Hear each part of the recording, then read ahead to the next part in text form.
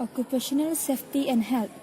OSH is preserving and protecting human and facility resources in the workplace. Mary Brown is a fast food restaurant which we chose to interview about OSH policy.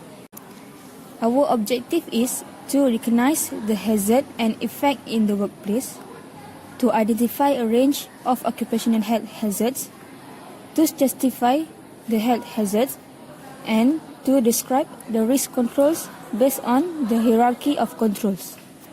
Next, methodology. We are using qualitative method where we were conducting the interview and make an observation to collect our data. The interview session was conducted at Mary Brown Restaurant with 2 respondents, which are their employee and restaurant's manager. From the data collection, we were using qualitative risk.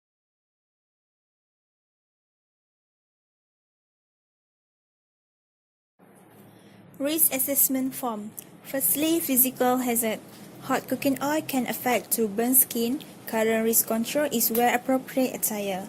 Cutting process affected to small one. Current risk control is wear the gloves and verbal advice by manager. Secondly, chemical hazard. Dishwashing liquid affected to irritation. Current risk control is wear appropriate attire. Floor cleaner affect to slippery accident. Current risk control is use caution signboard. Both of these chemical hazards can be solved by verbal advice and follow standard of procedure.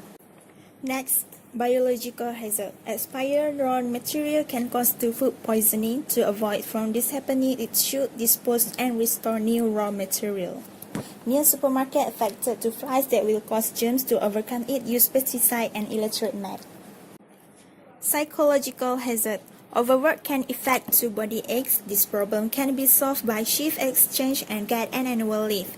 Less worker can cause to stress. Current risk control is worker substitution and get counseling. And lastly, ergonomic hazard. Poor layout can cause to collision between employees or customer.